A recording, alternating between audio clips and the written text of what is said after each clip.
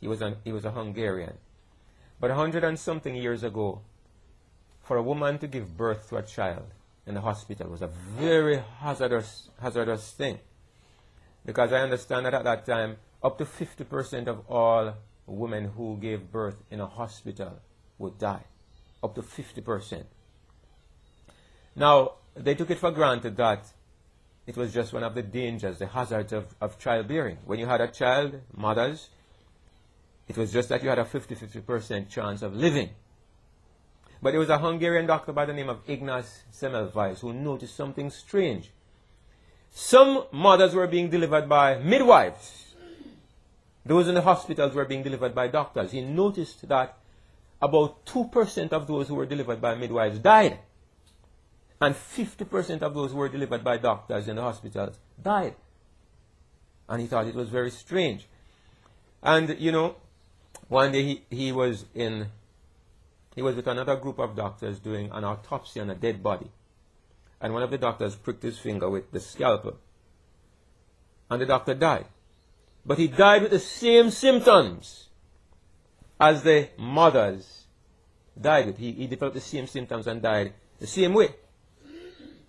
And it struck into the mind of this doctor that I wonder if there's a connection. Because what was happening was that these doctors were doing these autopsies on these dead bodies, examining the dead bodies, moving straight from these dead bodies to these women who had just had babies, examining the birth process and all the rest of it with the same dirty hands.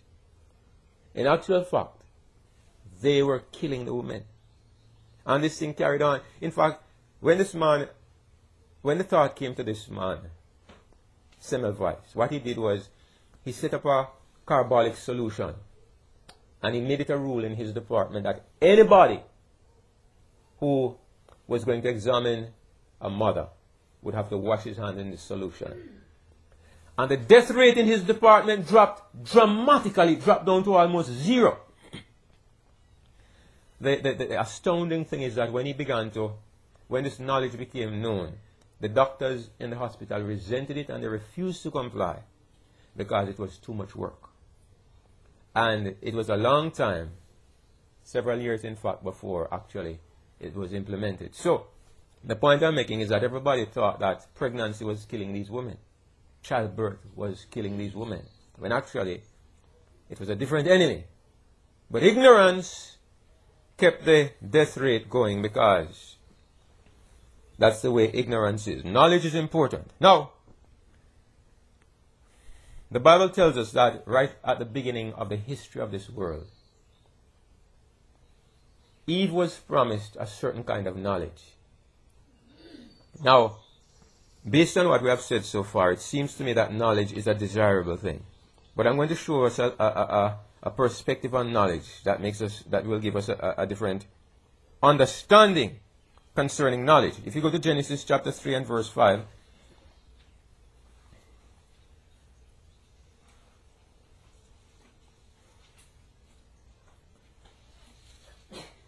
you find here Satan speaking to Eve, and he says, "For God doth know that in the day you eat thereof, then your eyes shall be opened, and you shall be as gods, knowing good and evil."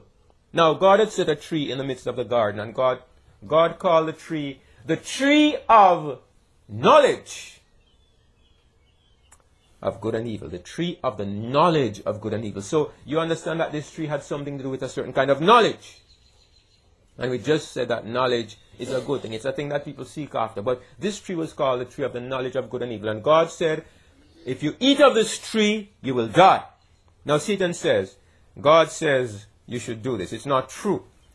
God knows that in the day you eat from this tree, you will be as God, knowing good and evil. Now the question I have to ask, that I want you to consider, is, did he tell the truth? Did they receive that day the knowledge of good and evil? And the answer is yes. Now we often say that the lie that Satan told was when he said, "Thou shalt not surely die." But that wasn't the only lie. Sometimes you tell the truth, but you tell it in such a way that it becomes an untruth. Because you tell the truth, but you only tell a half of it. You don't tell the full truth. You don't give the implications of what you're saying. And so your truth becomes a half-truth, which is as dangerous as a straight lie, or even more dangerous. Because it's something you don't discern until you get caught up in it.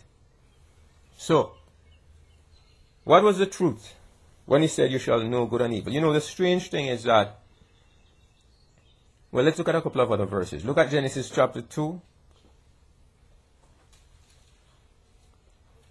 And let me start with verse 25. It says, and they were both naked, the man and his wife, and were not ashamed. Now, why would they be ashamed? Because they were naked. The Bible says they were naked, but they were not ashamed. The Bible does not say that they were ignorant of the fact that they were naked. It says they were not ashamed. The implication is that they were aware that they didn't have on any clothes. But the fact that they didn't have on any clothes didn't bother them at all. It's like Howard's little girl. How old is she now? 2.5? Right. The other day I went there, she said, I'm a girl and Luke is a boy. Let me show you. I said, no. I said, show it to daddy or mommy. Not that there was anything wrong, but I didn't want her to get in the habit of going around showing people. But she knows what nakedness is, but she's not aware of the implications of nakedness. And I'm sure it was something like this with Adam and Eve. The Bible says that they were both naked, but they were not ashamed. Nakedness meant nothing to them. The fact that they wore no clothes meant nothing to them.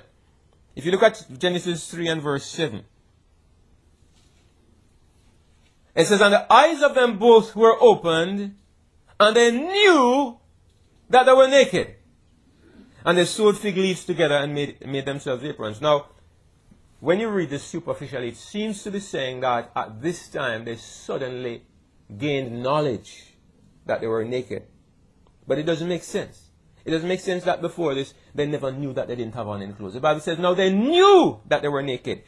What it suggests to me is that the word know here, when it says they knew that they were naked, it carries a different meaning than simply the acquiring of information.